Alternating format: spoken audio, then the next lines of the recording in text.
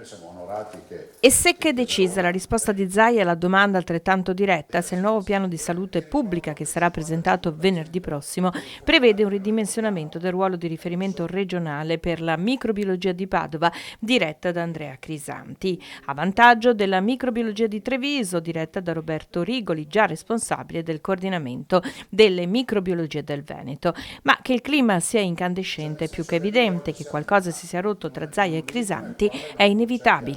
No, prima domanda, alla seconda ho già risposto.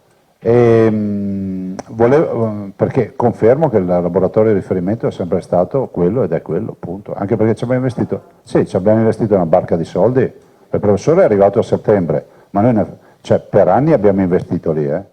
Crisanti alle parole di Zaia in conferenza dichiara meglio così, aggiungendo anche perché una decisione contraria sarebbe inspiegabile, ma Rigoli si affretta in un comunicato a precisare che a quanto gli è dato sapere il laboratorio di Padova rimane centro di riferimento regionale, che il coordinamento delle 14 microbiologie è sempre stato in capo a Treviso, anche in considerazione del suo ruolo di vicepresidente nazionale delle microbiologie e del fatto, si legge nella nota, che durante l'emergenza coronavirus abbia partecipato alle riunioni di tutti i direttori. Rigoli ha concluso ribadendo la necessità di lavorare in squadra, accettando anche che se qualcuno riesce a raggiungere dei risultati importanti con la propria attività, questi non debbano essere silenziati. Il riferimento è alla processazione in pool dei tamponi e alla sperimentazione dei test rapidi coreani, obiettivi raggiunti tra le provette dell'ospedale Caffoncello di Treviso.